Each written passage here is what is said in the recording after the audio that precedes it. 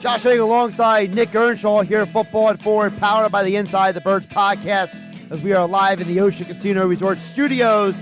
And as we do every Friday here on 97.3 ESPN, we are joined by the one and only NFL insider Adam Caplan. Inside the Birds podcast, like, subscribe, wherever you get your podcast. Don't forget the Inside the Birds YouTube channel and Inside the Birds exclusive content on Patreon. Eagles, Ravens tonight. Adam, how you doing today? Josh, I'm good, man. Yeah, I'm looking forward to this as we'll get into kind of what and how NFL teams evaluate preseason games. But it's good we have a game. The weather's going to be fine. It might rain the second half. The lightning is not going to happen. It happened earlier. I've been checking on the weather report. I'm kind of obsessed with weather. People who listen to our show kind of know this. It's going to be fine. People are overreacting, and we'll see what happens to the game. But, yeah, look, we've got the first of three preseason games for the Eagles, and it's important for coaches, which we'll discuss later.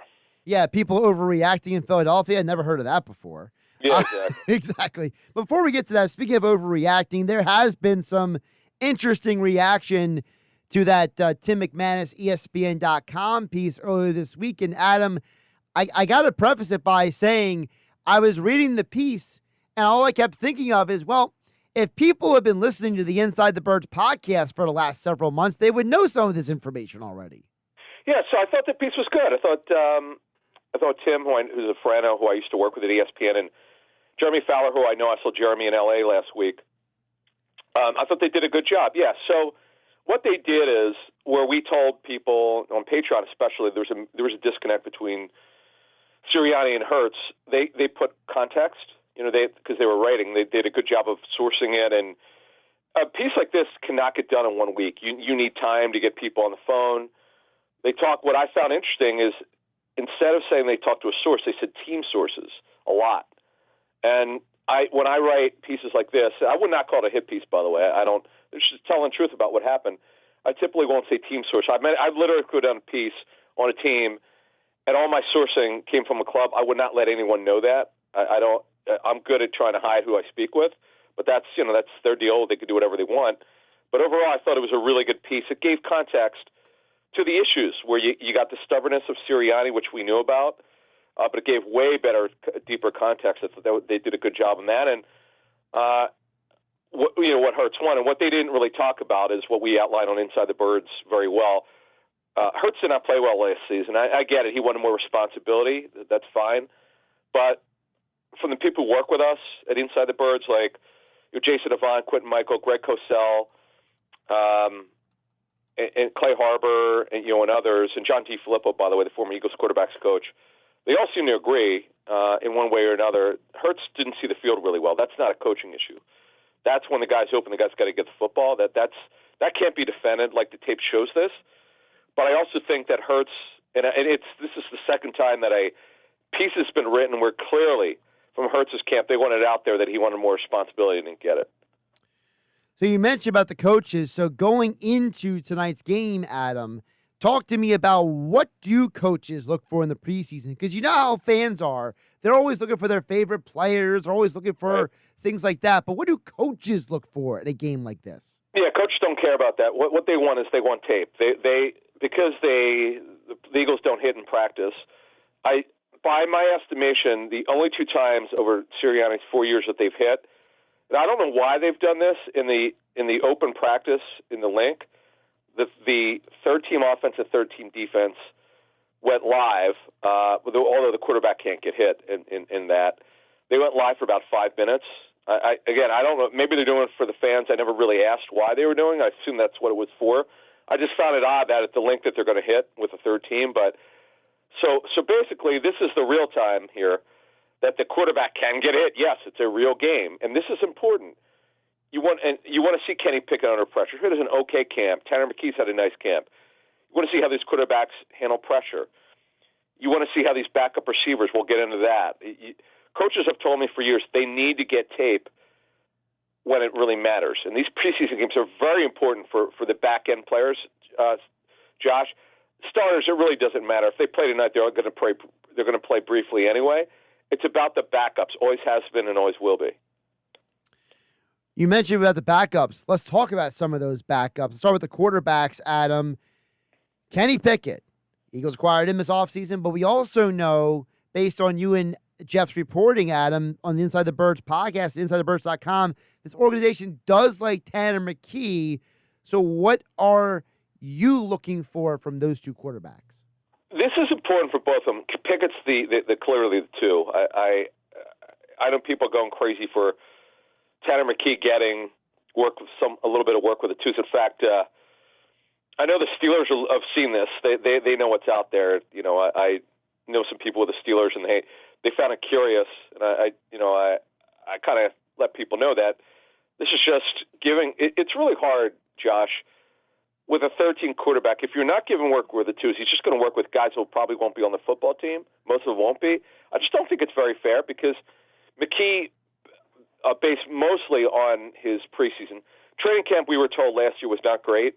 But the games are really good for him, and that got him a solidified a roster spot. You'd like to see him work with the twos. Let's with a Johnny Wilson, with a Britton Covey, with a John Ross, with an Anais Smith.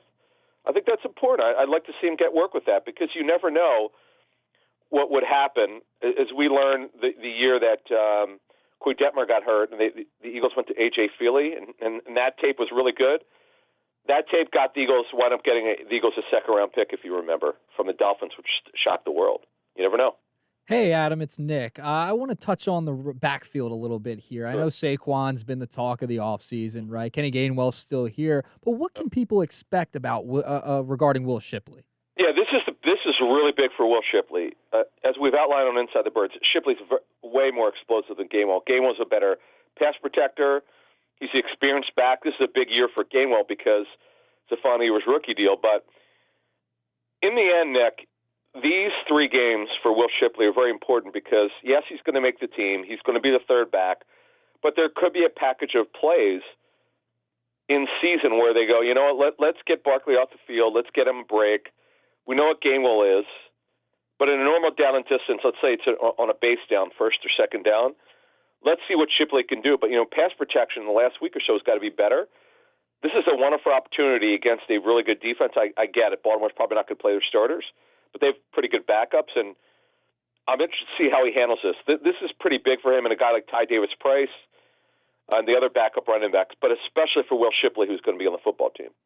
John, it's Adam Caplan, Football at 4, powered by the Inside the Birds podcast, InsideTheBirds.com, at Caplan NFL on Twitter. I got too excited to talk about Johnny Wilson with you, Adam Caplan. Yeah. Johnny Wilson and Anais Smith, they were both drafted by this team. They were rookies coming in here. So how do you delineate between two guys who have been drafted versus a veteran like John Ross, who are all competing for roster spots? Yeah, and they're all in the same boat because they're backups. And Britton Covey's going to be their punt returner. He's going to make the team. He's had such a good camp, Britton Covey. It's been really a 2-week run for him where he's just been terrific. They could certainly take a broader look at him. We'll see if they dress him tonight. I don't even know if he needs the work because they kind of know how kind of a role he's going to have. For the first time in his 3 years, Josh, he's actually shown he'll be a part of the offensive game plan. It's really for me for Johnny Wilson. Now, I know Johnny Wilson right now it would be the top guy for the number 3 role, but here's the thing: he's not been tackled. He's not going against another defense. Now, I know Tuesday they'll practice with the Patriots in Foxborough, and look, that's what they call a mini game. That's the way coaches look at it. We'll talk more about that on Tuesday's Football at 4. But Josh, this is really big for these backups. Joseph Ngata, Jacob Harris, I know the Eagles are interested in. Austin Watkins, I know a lot of fans were hot and bothered about this offseason. He's had a quiet training camp. This is where a guy could shine. Joseph Ngata had a very good training camp in preseason last year. He didn't wind up making it, but he was on their roster, their practice squad the entire season. This guy's he just doesn't get separation, but overall, these backups, Josh, there are a lot of backup jobs, quite frankly, open in terms of the rotation. Hey, Adam, when it comes to tight end, I know Kellen Moore likes to use 2 tight ends at times. Dallas Goedert has also missed time throughout his career. What can we expect behind Dallas Goedert and some of those guys like Grant Calcaterra? Yeah, he will use the tight end, especially like last year with the Chargers. Kellen Moore's background is 11 personnel, 1 tight end, 3 receivers, 1 back. Last year he played more 12 personnel, which is 2 tight ends, two receivers that went back because of the injuries. They had massive injury issues with the Chargers. So Gerald Everett did a little bit better. Their tight ends were used more than they probably planned on it. Grant Calcaterra has had the best offseason of his 3-year career. This is his third year of his 4-year rookie deal. The thing for him is he's got to show he can block. I know that the Eagles have a lot of tight ends on their roster. They actually have 7. They claim Amani Rogers, who's a former college quarterback at Ohio University. He's a tight end who the Commanders really love, but he tore his ACL last year, so he's kind of working his way back. It's going to be big for C.J. Uzomah, who's not had a great camp. Albert Okwuegbunam. E.J. Jenkins is a converted receiver who's a big dude. It's really it's not so much about Grant Calcaterra, Nick. It's about those other guys that I mentioned. Adam, when you think about other guys, offensive line, I am so curious to see what the plan is long-term with two specific guys, Mekhi Becton and Trevor Keegan, two guys coming into this team with two very different backgrounds, circumstances, but they both could legitimately be on this team when the season starts. Yeah, and I think when you look at that situation, guys, Howie Roseman, the Eagles GM, has a history of keeping his drafted players. He rarely cuts them prior to their first year. So Keegan's only a left guard. That's all, I believe, where he's lined up. Darian Kennard. I don't know if Becton's going to play tonight. Becton has competed for the right guard job, and as well as being a top backup offensive lineman, because he's coming back from a little something. And Tyler Steen's coming back with an ankle injury. But yeah, it's definitely big for guys like that. Dylan McMahon, who should play a lot tonight at center. Matt Hennessy has not had a great camp. He's got to get some work. And remember the name Aneem Dankwa, an undrafted free agent out of Howard, who's played a lot more right tackle than left in training camp. But watch him tonight. Adam, I want to switch over to the defense and talk about the interior defensive line. Guys like Moro Ojomo, Thomas Booker, Gabe Hall, the Eagles. You know, there's names there now that you really haven't heard of as much because there's not as much depth with Fletcher Cox retiring. What can we expect out of those type of guys? Yeah, and here's the thing, Nick. When you look at the situation, this is, again, about the backups. It's about Thomas Booker, Marlon Tuipulotu. Moro Ojomo, boy, he's had a really good training camp. He'll be their third tackle. He'll back up Milton Williams and Jalen Carter. Tuipulotu, Thomas Booker, who's coming on. And then Gabe Hall is kind of my sleeper training camp, who needs to get a better shot here. So I'm really looking forward to seeing what Gabe Hall can do, number 96, who they're paying a lot as an undrafted free agent. They guaranteed a lot of money. This is a guy that they're very high on. He's 6'6", guys, an undrafted free agent out of Baylor. Adam, we heard Vic Fangio talk about earlier that he does not include the defensive ends in the defensive line lineups. Let's talk about a couple of those ends. Nolan Smith, a guy that Darius Slay has a lot of high expectations coming into this year. Jalix Hunt, their Eagles draft pick, who is a developmental project. Tell us about what your expectations are for Smith and Hunt. Hunt's really, that's a guy that I want to watch tonight when you talk about the edge rush group. I am so interested because you can't teach size. He's really come on here. He's very underrated. Because he's a project. We get that, but man, this guy's got length. He's talented. He's new to the position. Want to watch him. Nolan Smith has had a very good training camp. We're looking forward to seeing what he does tonight. Yeah, this is big for the edge rush group because without Fletcher Cox, without Hassan Reddick, they've got to find other ways to rush the passer. And these type of games are big for those guys. Looking at the inside linebacking position, Adam, Jeremiah Trotter, a name everyone's excited about because, his dad played here. Ben Van Sumeren, another name to look at. What are your expectations with those guys who are kind of, on the back end of the depth chart? The big thing here at the inside backer position, the Eagles will start 2 of them, is can they get any consistent play? I mean, you got Trot Jr., who's been a really good story lately, who has been one of the most consistent backers. None of them cover well, by the way. Burks won't play. He's out with the same knee he got hurt early in the first day of training camp. Nakobe Dean's got to play better. He's one of the culprits in coverage. We know he could play the run. Ben Van Sumeren is one of the best athletes they have at linebacker, but he's very raw. Someone's got to break out here at this backup group, guys. we know that Bond and White are almost certain to start week one. It's not a lock. It's not in pen yet. It's kind of in pencil for the Green Bay game, but they got to get better. They got to get better in coverage, guys. This, in fact, Jeff and I were talking off the air last night.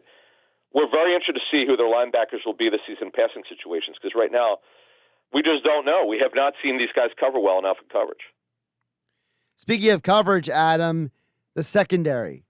Quinyon Mitchell, I know he was drafted to be an outside corner, but he's getting work at the inside corner spot. Do we see him at all tonight? Don't know what their plan is to play him tonight. I know that the belief is some starters will play. I don't know if they need to see him play on the outside right now. At some point they do. But whenever he plays in the preseason, which he will do at some point, whether it's tonight or the next game against New England, it's at some point they got to see him play on the outside, because that's his long-term position.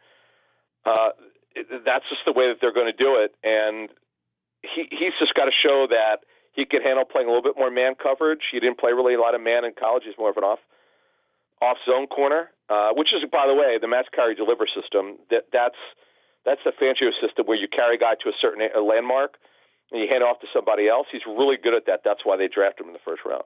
Adam, staying in the secondary and looking at the safety position, James Bradbury, they tried him out at safety. Andre Sam, I know, is getting some run there too. They're thin at the safety position, so this is an important game for those players, especially a guy like James Bradbury, correct? Oh, no question about it, Nick. When you look at this situation, Bradbury is starting to come on a little bit at safety, and if he can get some good tape here, I'm not saying they'll be able to trade him, but at least if some team's really desperate and loses players at safety, this is what we call a showcase game for him. Bradbury, you mentioned Andre Sam. Somebody's got to emerge of this backup safety group. We know that Max has been lining up at safety, no longer at slot corner, because they just don't have the depth at safety. And Tristan McCullum, who was with their practice squad last season, his brother Zion plays for the Bucs. So, yeah, when you watch tonight, these are the guys to keep an eye on. Adam, before we let you go, with the new kickoff return rules, how is that going to impact some of the decisions? Because it seems like there's multiple guys in this team who could be kickoff return guys. Yeah, Isaiah Rodgers right now, who's their starting right corner, he figures to have a very good chance to be a kickoff returner. Now, they have dual returners. You'll see the landing zone tonight, which is the term. I kind of have a pretty good idea of the kickoffs, because I actually was at the NFL's demonstration at the owners' meeting. So watch tonight how the Eagles handle this. The kickoff returners in camp have been Shipley, Gainwell, Ty Davis-Price, Isaiah Rodgers. And DeJean could do it, but obviously he can't now because he's hurt, but he may wind up doing it this season. Keep an eye on that and how the Eagles handle it. I know some teams I spoke with said they're not going to show their hand. I'm very interested to see what Michael Clay and Tyler Brown do, who handle their special teams. He's Adam Caplan at Caplan NFL on the Twitter X platform. Don't forget the Inside the Birds podcast, InsideTheBirds.com. Get the podcast wherever you get your podcasts. Like, subscribe, download it, share it with your friends. Don't forget Inside the Birds YouTube channel and the Patreon, where Inside the Birds gives you all the inside information you can't get anywhere else. Great stuff today, Adam. Enjoy the game tonight. Guys, thank you.